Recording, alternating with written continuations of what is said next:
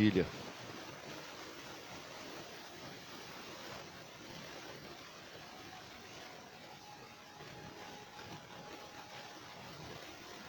Abra sua Bíblia, por gentileza, no livro de...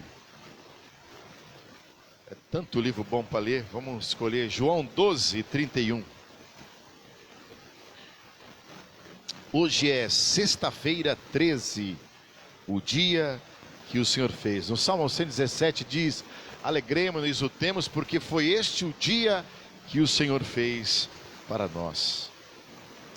João capítulo 12, verso 31. João 12 e 31. Aos que estão nos ouvindo pela Rádio Web Tabernáculo Amor e Vida, sejam bem-vindos em nome do Senhor. Rádio Web Tabernáculo Amor e Vida, nós amamos pessoas. Você que está nos assistindo pela nossa live, seja bem-vindo. Shalom para você, muita paz, muita saúde para você e a sua família. João capítulo 12 e verso 31. Glória a Deus. Hoje nós temos vários textos que eu vou ler. Larissa, se prepara, fica bem atenta aí que vai ser vários textos hoje. Vamos trazer uma palavra hoje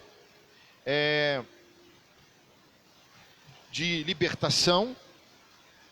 Não podemos ainda fazer aquelas orações, né?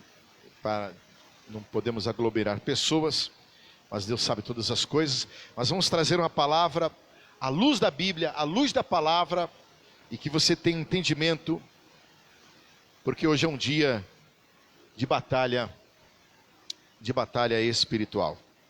Acharam? Diz o texto: chegou o momento de ser julgado este mundo, e agora o seu príncipe será expulso. Oremos. Senhor nosso Deus e nosso Pai, pedimos auxílio ao Teu Espírito, para que Ele nos conduza, para que Ele nos guie às verdades da Tua Palavra. Que as vidas possam se encontrar nesta mensagem. Aquelas que estão equidistante, bem de forma remota diante de nós. Que seja esta mensagem, não porque eu estou pregando, mas é porque é a Tua Palavra, são os Teus oráculos, são os Teus mandamentos, que possam chegar a essas pessoas como flechas que vão acertar o alvo. Ó Deus, que a nossa palavra seja, como diz a Tua Palavra, que seja o martelo que venha esmiuçar a penha, que os corações possam sentir as suas estruturas espirituais sendo abaladas pela Tua Palavra, pela opulência da Tua Palavra, pela força do Teu Espírito. Em nome de Jesus, nós Te pedimos, socorre, nos ajuda para trazermos a bom termo a Tua Palavra nesta noite a todos os ouvintes, em nome de Jesus, amém. Amém. Glória a Deus. Como eu disse para vocês hoje, eu fui entender que era sexta-feira 13 hoje no final da tarde. Porque passa desapercebido isso, porque nós não temos esse sofisma, não temos essas superstições, na verdade, não temos, né? Se o gato preto passa na frente, glória a Deus, o amarelo, o branco. Se tivermos que passar debaixo de alguma escada hoje, não tinha lugar nenhum para passar, tinha que passar por ali, não haveria nenhum problema, amém? Porque não temos superstições. Quando nós abrimos a Bíblia, em Atos capítulo 17, Paulo está na cidade de Atenas, e ele vê todo aquele areópago cheio de altares de vários deuses. Os deuses que você puder imaginar, Júpiter, Diana, deusa grega e deusa romana, entre outros, estavam todos os altares ali devidamente completados com os seus deuses. Mas havia um altar. Eles tinham tanta superstição que, para que nenhum deus ficasse de fora e ficasse chateado com eles, eles fizeram um altar e colocaram uma lápidezinha lá escrita: ao Deus desconhecido. Porque eles não queriam que nenhum deus ficasse chateado caso eles se esquecessem de colocar e de homenagear algum deus. Estava lá escrito: ao Deus desconhecido. E Paulo, olhando aquilo, ele começa a pregar, ele começa a propalar a mensagem do evangelho em pleno Areópago. E ele diz: varões atenienses, eu vejo vocês com muitas superstições. Eu vejo vocês falarem, observo o modo de vocês pensarem, agirem entre si, e vocês estão lotados de superstições vãs. E ele diz: olha, esse altar que vocês colocaram para que nenhum Deus ficasse de fora, ao Deus desconhecido, é esse Deus que eu sirvo. E ele começa dizendo: este Deus que vocês colocaram aí é o Deus que fez o céu, a terra, o mar e tudo que nele há. Inclusive nós que nos movemos. E ele começa a dizer: esse Deus, ele não precisa ser carregado por mão de homens. Não. E Paulo então começa a pregar o evangelho, dizendo: olha, essas superstições que você tem não vos leva a nada. Mas Deus não leva o tempo desta ignorância agora, e Ele está dizendo a vocês: recebam, aceite Ele como o Senhor da sua vida. E eu quero falar algo para vocês. Eu sei que Satanás, ele tem ainda o seu poder, mas ele só vai operar, ele só vai manifestar. Escute bem o que eu vou dizer, você que está me ouvindo e me assistindo. Só tem duas coisas que pode permitir Satanás, com todos os seus mandatários, seus espíritos, seus mensageiros, ele só pode atuar na vida humana apenas por duas causas. Uma, permissão de Deus, fechou? E a outra, por causa do livre-arbítrio de alguém. Esses dois meios, essas duas vertentes, é o que mexe, é o que mostra ao ser humano aquilo que ele pode vivenciar na sua vida de forma cruel, sendo atacado por algum espírito. E alguém poderia dizer: mas Satanás, ele tem força? Sim, ele tem ainda. E os espíritos que ele domina também tem. Mas Maria, ele só tem essa força porque Satanás é como um cachorro na coleira. Deus tem Satanás como um cachorro na coleira. Olha que mesmo na coleira, um cachorro pode fazer muito mal a alguém, sim ou não? Pode. Em você chegando perto, ele pode fazer mal. Mas preste bem atenção, Satanás é como um cachorro na coleira. E Deus está segurando esta coleira. Ou seja, a força, o poder não está no cachorro, mas está no Senhor dos exércitos. Quem pode glorificar ao Senhor? Ele está no controle. Ou é a permissão dele, ou é aquilo que você permite, que vai ocasionar lesões espirituais na tua vida. Mas que fique bem claro, ele está na coleira, porque Deus tem todo o poder e toda a autoridade. Queria que você aplaudisse o Senhor enquanto eu vou beber uma água. Muito bem, vamos lá. Eu preparei vários textos aqui, os irmãos chegaram ali, eu estava buscando vários textos, fiz até uma pesquisa rápida e já disse ali no culto que na China o número 4 é o número que eles se assustam. Na Itália, o número 17. No Japão, o número 9. Cada país tem o seu número detestável, né? E aqui nós temos então a sexta-feira 13, essa dubiedade do dia, do mês e da semana. Mas isso não passa de uma superstição banal, que não tem nenhuma anuência à palavra de Deus sobre ela, nenhuma. Podemos glorificar ao Senhor por isso. Bom, vamos lá. Eu preparei o primeiro texto que eu preparei para você aqui, João 12, 31, não é isso? Muito bem. Você percebe que Jesus 3 vezes na Bíblia, aqui, 3 vezes, Jesus fala de Satanás, que é o adversário do homem. Olhe bem para mim, senhores e senhoras, como diz em inglês, ladies and gentlemen, ó, saiu, hein? 3 vezes Jesus diz que Satanás é um príncipe.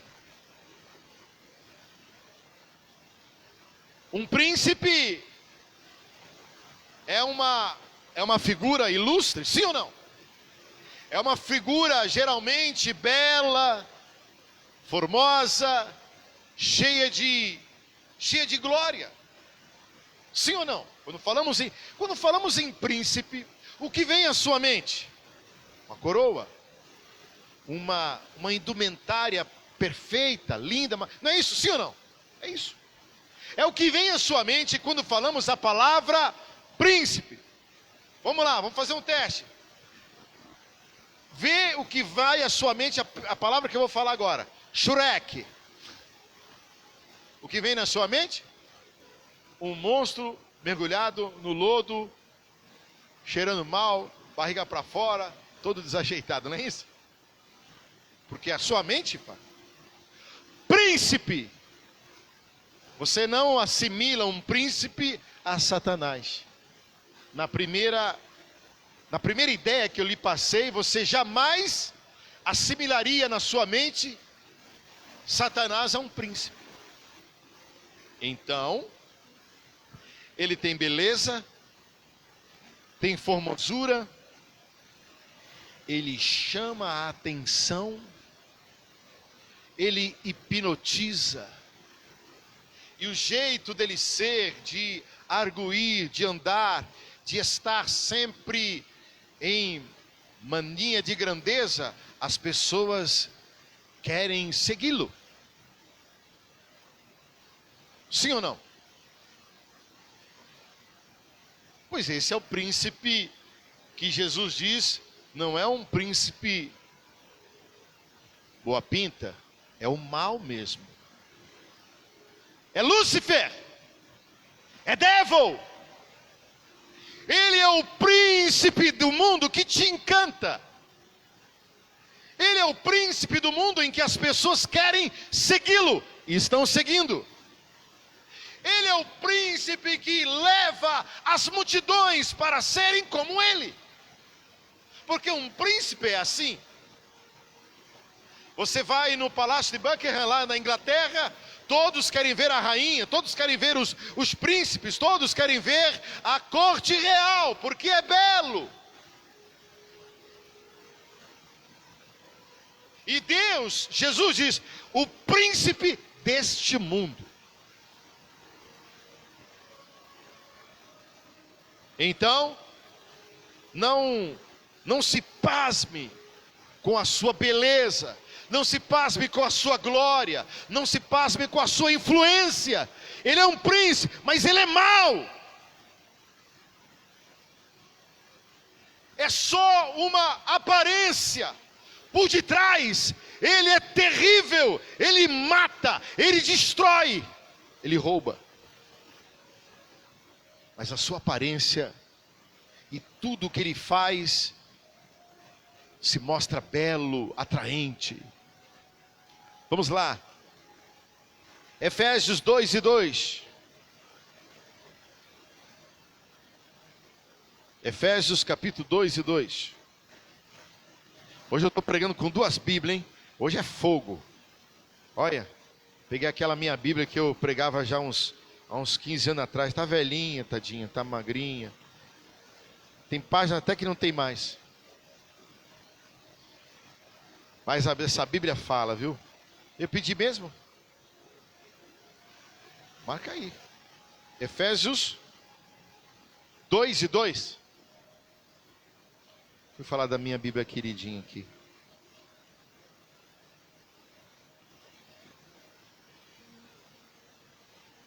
Achei, vamos lá. Vamos ver o 1 também, muito bom. Ele, Jesus, nos deu vida. Efésios 2:1 e 2. Ele nos deu vida, estando nós mortos nos nossos delitos e pecados, nos quais antigamente andávamos segundo o curso deste mundo, segundo o príncipe da potestade do ar, do espírito que agora atua nos filhos da desobediência. Palavra. Eu sei que muita gente não gosta de ler muita palavra porque dá sono, né? Coisas fundamentais aqui, Cláudio. Primeiro, curso deste mundo. Príncipe deste mundo. Terceiro, os filhos da desobediência. Estamos numa sociedade hoje que o bacana, o legal, o top é se revoltar contra tudo e todos. O bom é se revoltar contra a autoridade, contra os poderes. O legal, o bacana da juventude é ser rebelde, é se rebelar. Afinal de contas, temos a mente aberta, internet, somos a geração que tem a mente aberta, não é isso? Sim, é o curso desse mundo. O príncipe desse mundo, ele domina a internet, domina as mídias, domina esse conceito de colocar a ideia na mente das pessoas. Ele domina. Tanto que ele domina, que aquilo hoje que era para o nosso tempo, para o tempo da senhora, que era correto e certo, hoje já não é mais. Não é mais. E se a senhora falar o que a senhora pensa, a senhora é chovalhada. Porque afinal de contas, o mundo hoje está moderno, a cabeça abriu das pessoas. Sim, é o curso desse mundo, que tem um príncipe que está liderando esse mundo, e nele tem um contexto: os filhos da desobediência.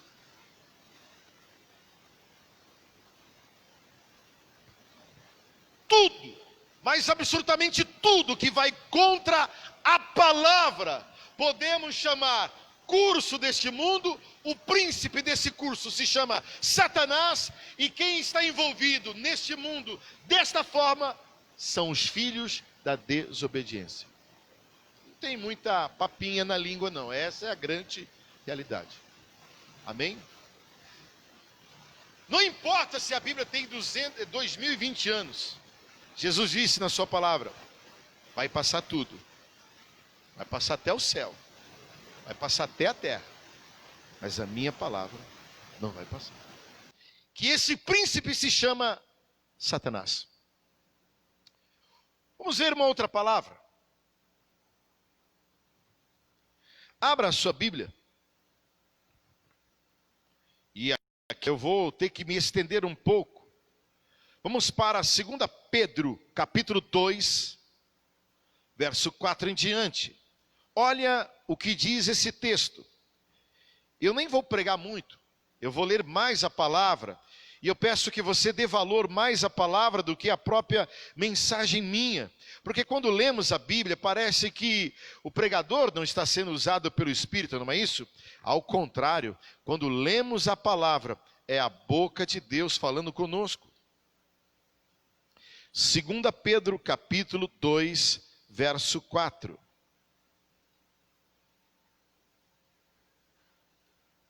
Segunda Pedro, capítulo 2, verso 4. Acharam? 2 Pedro, capítulo 2, verso 4 em diante. Posso ler? É bem extensivo. Não durma. Porque se Deus não perdoou aos anjos que pecaram, mas havendo-os lançado, olha só, Deus não perdoou os anjos que pecaram, mas lançaram eles ao inferno. Os anjos rebeldes os entregou às cadeias da escuridão, ficando reservado para o juízo. Pastor, eu gosto sempre de brincar com isso. Pastor, mas Deus é amor. Mas Deus é isso aqui também. Eu queria tanto que não fosse assim, mas Deus também é isso. Os anjos se rebelaram com Lúcifer contra Deus, e Deus não aceitou isso. E Deus os lançou em trevas exteriores. Preste atenção no verso seguinte. 5. E não perdoou ao mundo antigo, mas guardou Noé, pregoeiro da justiça, com mais 7 pessoas, ao trazer o dilúvio a este mundo ímpio. No mundo, naquela época, havia mais de 8 pessoas, sim ou não? Mas só aquela família acreditou. E o restante morreram. Mas Deus não é amor? É! Mas é isso também. 6. E condenou a subversão às cidades de Sodoma e Gomorra, reduzindo a cinza, pondo para o exemplo aos que vivem impiamente. Quem vive de forma ímpia, quem vive de forma cheia de luxúria, cheia de todos esses pecados, temos um exemplo prático, fatal, factível, histórico. Sodoma e Gomorra viraram cinza. Mas Deus não é amor? É! Mas é isso também. Amém? 7. Mas ele livrou Jó, enfadado da vida dissoluta daqueles homens abomináveis, porque esse justo, habitando entre eles, afligia todos os dias a sua alma justa, pelo que via e ouvia sobre as suas injustiças. Ou seja, Ló vivia no meio de um povo corrupto, perverso, sexualmente, violentamente, e ele tinha que conviver com aquilo. Ele é um homem justo, e a alma dele ficava triste, da sua família, por ouvir e ver, assim como está hoje o século 21. 9. Assim sabe o Senhor livrar das tentações os piedosos e reservar os injustos para o dia do juízo, para serem castigados. Deus é amor, mas Ele é justo. Aqueles que trilham na bondade, na retidão, na justiça, naqueles que trilham no mandamento de Deus, aqueles que levam a sua vida, sacrificando a sua vida, a sua carne, lutando por uma vida justa, digna diante de Deus e dos homens, vão alcançar do Senhor os seus benefícios. Mas aqueles que querem ter a sua vida dissoluta, de forma indômita diante de Deus, sabe, machucando o coração de Deus, gostando, adorando de fazer as coisas ímpias, que sabem que são, mas que ferem a santidade de Deus, vai ter o castigo. É normal, é assim. Pastor, mas Deus é amor.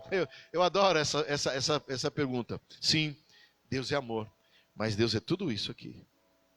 Amém? E não é. Eu até gostaria de falar outra coisa,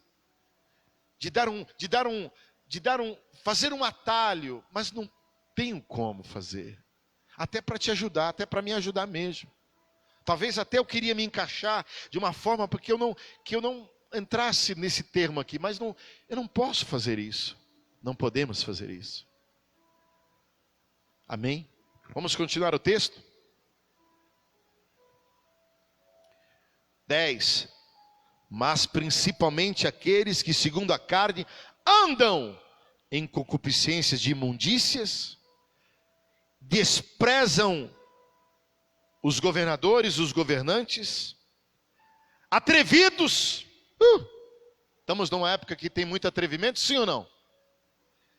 Obstinados e não receiam blasfemar contra as autoridades. Não receiam. E Bíblia, Jesus, mas veja lá o que fez a porta do fundo, a porta da frente, a porta de trás, né? Os atores, e são obstinados. Tudo em nome da arte. É arte. É arte. 11. Enquanto os anjos, sendo maiores, olha o que ele fala, enquanto os anjos de Deus, sendo maiores em força, em poder, não pronunciam juízo contra as autoridades do Senhor, diante do Senhor, mas estes que são atrevidos, obstinados, blasfemos de autoridades, que tiram sarro de tudo, são verdadeiros, nas suas mentes, são levianos, mas esses como animais irracionais, que seguem a natureza, feitos para serem presos e mortos, blasfemando dos que não entendem, perecerão na corrupção, vão receber o galardão da injustiça, porque tais homens têm prazer nos seus deleites diários, nódoas, manchas,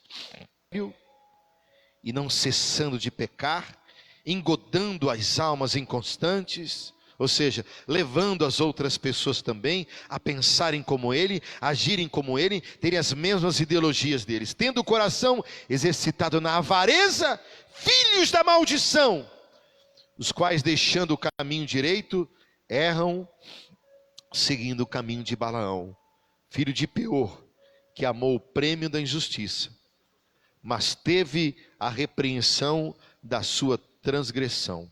Vou ficar até por aqui.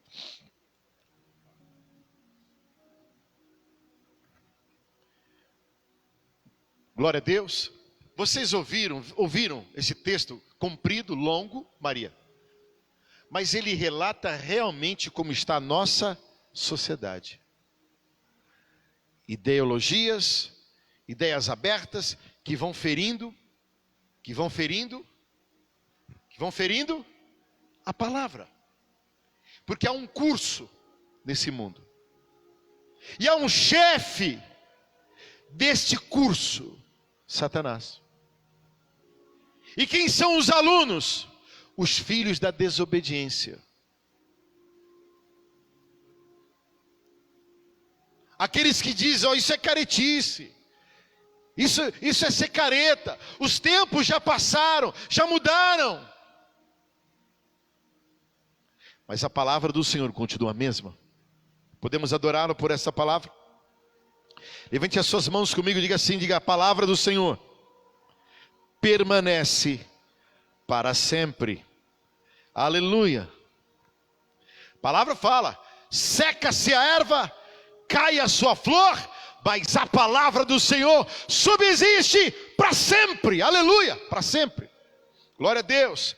Vou dar mais um texto. Se não tiver bom a palavra, você diga aquele amém assim, amém. Aí eu já sei que é para terminar. Tá bom? Mas se tiver bom, vai dando glória a Deus. Vamos lá. 1 Coríntios 10 e 20. 1 Coríntios capítulo 10 e 20. 1 Coríntios capítulo 10, verso 20.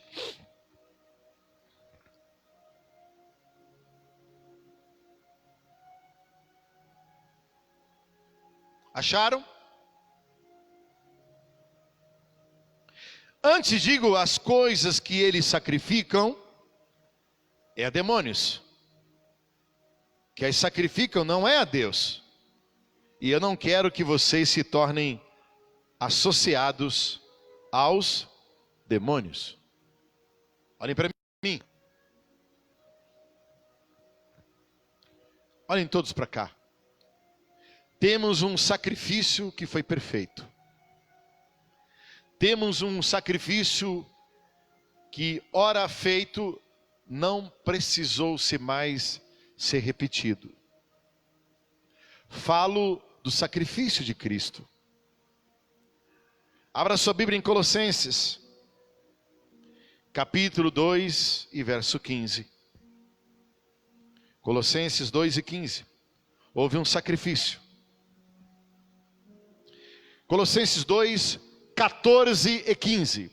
Colossenses capítulo 2, verso 14 e 15. E este sacrifício trouxe benefícios à humanidade.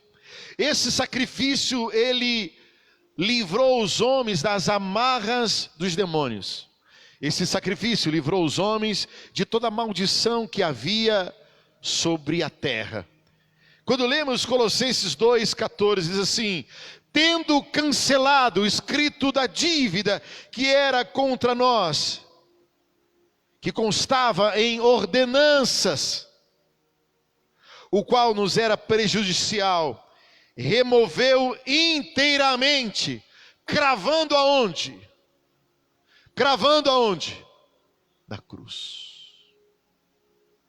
Cravando na cruz. E o texto completa dizendo: ele despojou os principados e as potestades, e publicou-os e os expôs ao desprezo, triunfando neles na cruz. Quem pode dar glória a Deus? Maravilha. Temos o sacrifício de Cristo na cruz. A Bíblia diz que esse sacrifício cancelou a dívida de pecado que tínhamos. Bacana, obrigado. Não só fez isso, ele não pegou a minha dívida de pecador e pagou. Não apenas isso. Mas ele pegou todos os despojos do diabo, de Satanás, dos seus demônios, dos seus mensageiros, dos seus mandatários.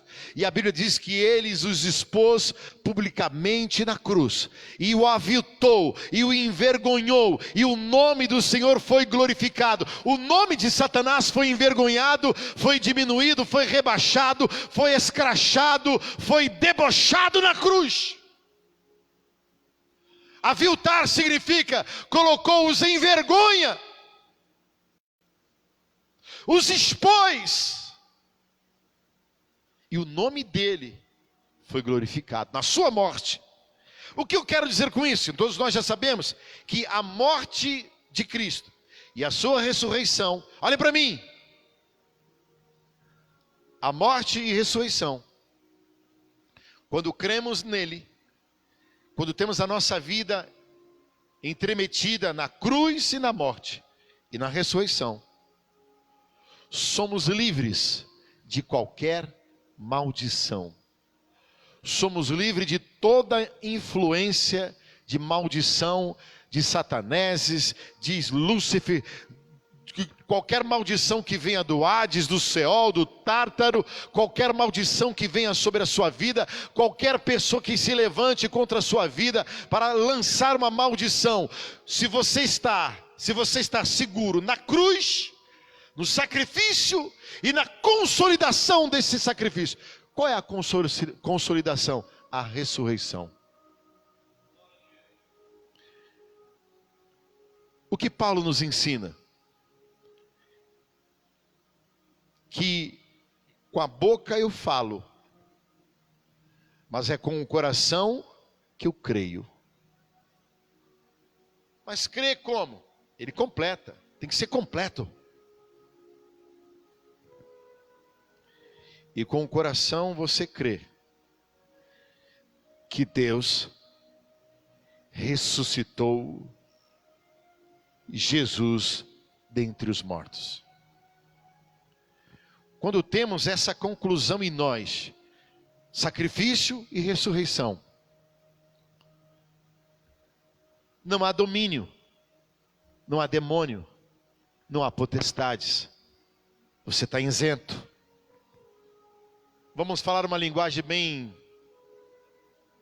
Você está com o seu corpo fechado. Quem pode glorificar o Senhor? Porque o seu corpo não se chama Rached, nem Jussara. Petrúcio, Almir, seu corpo se chama o templo do Espírito Santo. Que Deus, oh, aleluia, que Deus habita em você. Quem pode dar glória a Deus? Quem pode louvá-lo? Pode aplaudir se você quiser, aleluia, glória a Deus. O nosso corpo, habita nele o Espírito, isento de toda maldição, porque cremos no sacrifício e cremos na consolidação do sacrifício, porque, volto a dizer, não sou redundante em ficar repetindo, mas é importante. Paulo diz, olha, com a boca você fala, mas com o coração você crê que Deus ressuscitou Jesus dos mortos. Porque tem muitos deuses que já morreram, mas não voltaram mais. Mas ele está à destra de Deus. Eu termino agora te trazendo uma palavra, uma história. Daniel 10. Adoro essa palavra. Daniel capítulo 10. Já pregamos muito sobre isso. Já demos aula na escola sobre isso. Uma vez não tinha ninguém para trazer a aula no seminário Verbo da Vida. Faltou o primeiro professor, o segundo professor, o terceiro, o quarto, para dar, sabe, aula de quê? De anjos e demônios. E aí me chamaram, pastor, você vai dar aula de anjos e demônios? Falei, vamos embora. Daniel 10. E eu termino.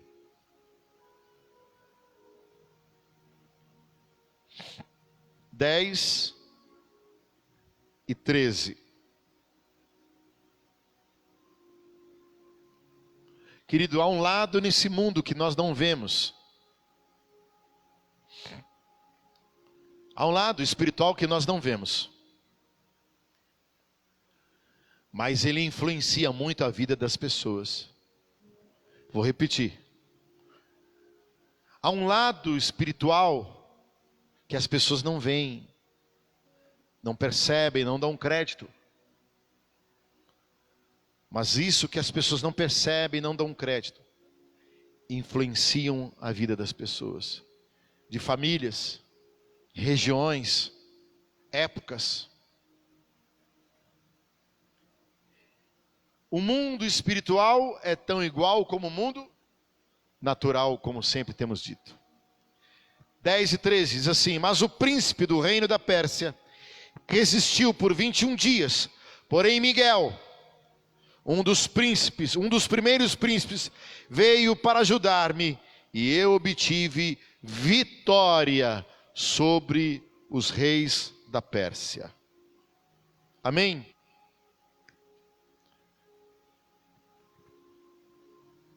Está Daniel orando, está terminando o cativeiro da Babilônia. Ele está orando, ele quer uma resposta de Deus. E Deus ouve a oração de Daniel, porque a única oração que não é respondida é aquela oração que não é feita. Toda oração, ela é respondida, ela vai ser respondida. Ela só não vai ser se você não fizer. E Deus então, quando Daniel dobra os seus joelhos, se humilha, pede perdão a Deus por ele, pelo povo, Deus manda o seu anjo, lhe dando resposta. Você pode imaginar então, um homem orando, com o coração contrito, quebrantado, e bate essa oração no céu. Deus dá ordem ao anjo para que o anjo venha. Vá viajando comigo nisso, vá conjecturando na sua mente. E o anjo então recebe a palavra de Deus, coloca em si e vai entregar para aquele homem que está se humilhando. E ele vem então nas regiões celestiais, mas há um bloqueio. Que bloqueio é esse? Há um demônio. Há um anjo maligno. Um príncipe das trevas. Falamos de Pérsia porque era aquele domínio que ocorria naquela época. Então, na figura de linguagem, a Pérsia era o domínio daquela época. e o anjo não podia passar, havia um bloqueio. Viaje comigo. É tu orando, Deus te respondendo, mas a resposta não chega. Há um travamento no mundo espiritual. É a mesma coisa de você ter uma carta, alguém vai entregar a carta para você, mas no meio o mensageiro encontra um monte de obstáculo, gente impedindo de entregar a carta para você. É a mesma coisa. O mundo espiritual é igual ao mundo natural. E a resposta não chega. Passa o primeiro dia, o segundo, o terceiro, o quarto, o quinto, 15º, 20º. E a resposta tão aguardada não vem. Quem está comigo nessa noite, ouvindo essa palavra? É assim que funciona o mundo espiritual. Você não vê, você não percebe, mas vai influenciar a sua vida. Porque Daniel não obtinha resposta, ele se entristecia, ficava triste. Ele não viu no mundo espiritual, mas aquilo estava influenciando na vida de Daniel. Ele estava triste, havia muito tempo orado e não havia resposta. Você não vê, não percebe o mundo espiritual, mas ele influencia na sua vida, tanto para o bem como para o mal. Não se engane, é assim que funciona o mundo espiritual.